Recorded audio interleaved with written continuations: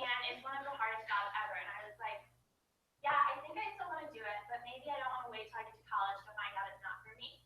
So this project was an excellent opportunity for me to go to the elementary school classroom and get involved in the classroom working with children and see if it's still something that I wanted to do.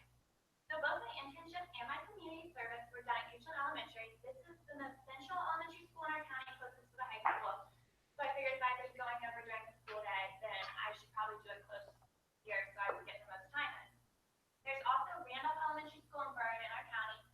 I contacted different people from both elementary schools, but I ended up getting my mentor for both community service and my internship at Houston Elementary. So my research question was, what kind of teaching strategies work best in pre-kindergarten, teaching to students with learning disabilities, how do teachers and students interact best, and how can that promote a quality elementary education for everyone involved, whether it's the students with learning disabilities who are in there because of programs like these restrictive learning environments, No Child Left Behind, and I did a lot of research on federally funded pre-kindergarten programs and starting children earlier. And I found a lot of cool research. One thing I found was that 73% of students that were enrolled in pre-kindergarten, their mother had graduated from college with a bachelor's degree or higher, and there was about 40% enrolled in pre-kindergarten whose parent hadn't completed high school and hadn't gone to college. So that's about a 30% gap between who was enrolled in pre-kindergarten and who was getting a solid foundation for their elementary education. And it was really cool to find a bunch of different research about how making sure all students get that same start, how the payoff later in life will be, and if nothing's changed about that, then the patterns will continue and nothing will change. So I did my internship, like I said, at Houston Elementary. Miss Beth Houghton was my internship mentor. She was actually a teacher at the middle school when we were over there, and then she transitioned to a part-time counselor at the middle school before she ended up with her position at the elementary school. So I thought, who better to be my mentor for my internship than someone who's seen both teaching and school counseling and can kind of guide me as I decide if either of these were for me, and if so, which one I wanted to focus on. So for my internship, I did a couple different things. The first thing was kind of learning about what her job entails, what she does on a daily basis. It's a little different from our school counselors. They don't focus on scheduling heavily like ours do. She does a lot one-to-one with students, kind of like ours do, but she also goes into the classroom more than ours do, and she does the same during their awkward time. And so on the left picture, this was to a third grade class. It's about bullying. So it was more like a presentation style thing that she was doing as she was going around to the classes and educating them on this. But in this right picture is a little coloring booklet that I was with. She taught like kindergarten, first grade about growth mindset, having an open, closed mindset. And it ranged anywhere from me going around and helping them write their names on this and staying on topic to kind of seeing what the older kids were picking up on these topics, and then seeing that as I went with teachers into the classroom for my community service and kind of seeing their developmental side as they were learning. So my second part of my internship was the Girl Talk program at Houston Elementary School. This is a program for any girls who have things like divorce, maybe a parent has passed away, they're having friendship problems, they're having trouble getting along, behaving in the classroom. And it's not just even those kids, it's anyone really who wants to do the Girl Talk program. They get a permission slip from the coach. She selects them. I'm sure if a student really wanted to do it, they could do it, but she kind of picks out the students who might have needs and special issues, and she works with them. And at the beginning of the year, she told me about this opportunity, and I knew it was something that I wanted to do, especially working with her on the development project, and then being able to write my own lesson plans and go through books and gather materials to really lead a successful small group with my partner Sarah. We planned our own lessons, we gathered materials, and there were anything from like Valentine's Day this week, let's do a fun craft and just get the girls out of their class and talk and share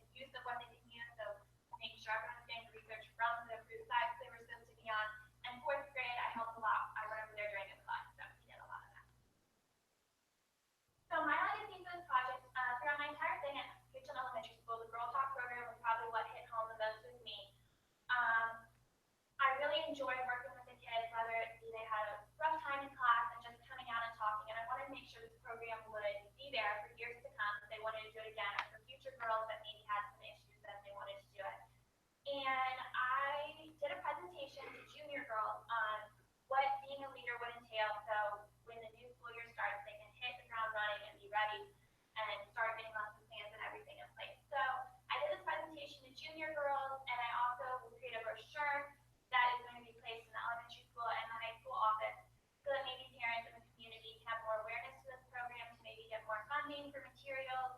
And a lot of the elementary school girls that I in the classroom like, yes, I wanted to do this, but when my parent got the permission slip, they had no clue what it was, and I was like, well, maybe that some kind of thing should be put in the office of the elementary school so maybe when they come pick up their kids, they can read a little bit about what this program is and what a wonderful opportunity it would have been or will be for their girls. So part of my legacy was I really wanted to make sure that the girls were getting what they needed. So we did a pretest towards the beginning of the year. It was questions about how they feel about themselves, how they feel about their friends. They answered yes, no, sometimes.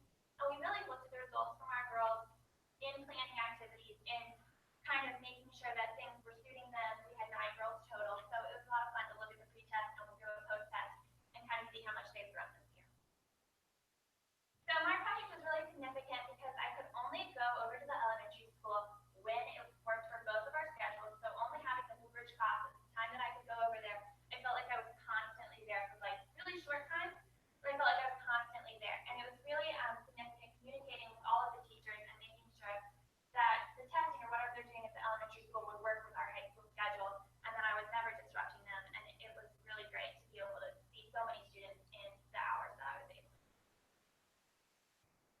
And I really learned a lot about the girls. I had bonds with them that I never thought I would have. I mean, I see them in the community all the time. It's just a small community, and they always come up, ask me when the next girl talk is going to be, and they really seem to love it.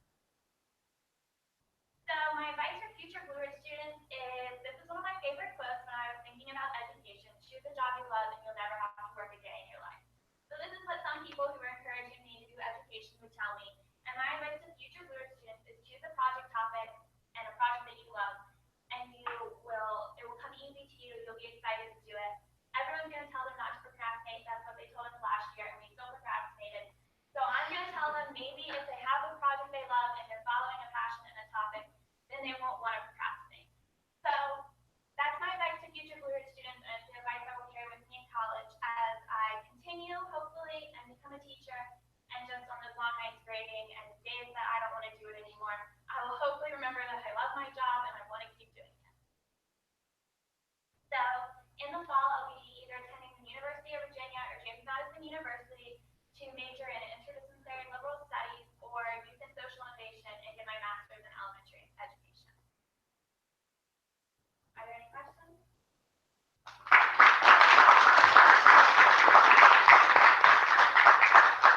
Yes. So you went through elementary school. Yes. Remember some of that, right? When you went back, what changed for you based on your own experiences? I went to a private elementary school, so it was very different. I don't even remember having a guidance counselor at my private elementary school. So it was amazing to me seeing that the girls could shoot an open door, they could come stop in, anyone could stop in. They really loved to come in and color, and they would start talking to her, telling her about things that maybe now as a high schooler I would kind of have laughed about if I hadn't done this project. Like, you're coming in here to tell me that someone said they didn't like your earrings. And to them, it's like a big deal. Like, this is development issues that they need support for, and it was really eye-opening to me seeing how welcoming she was to everyone. Yes. Going through what you're going through now, do you plan on coming back to Goochland to teach? I'm not sure. It's just a small community. Maybe, but I wouldn't be surprised if I go out. I love the school stuff, and I love the technology that the elementary school has had. It was awesome. Yes. Yeah, but you started off with a little bit and kind of ended up with a little bit about the challenges of teaching. Those long hours, low pay, grading, all of that kind of stuff. Not many people who go into the profession have the opportunity to kind of give it a test drive like you have had here. So if somebody, one of your fellow classmates is heading off to college, started wondering if maybe they should go into education, was considering that, what would you tell them that would, on the other side of you, what kind of things would you tell them that might help them make the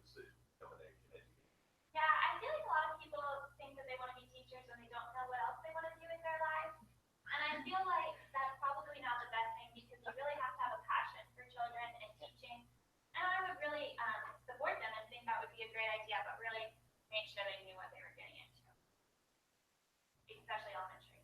Yeah. Did you choose, like younger kids or the older kids better? So I think I was in the second grade classroom and I absolutely loved it. I thought it was a good mix of, can you tie my shoe, mixed with, we don't want to do this.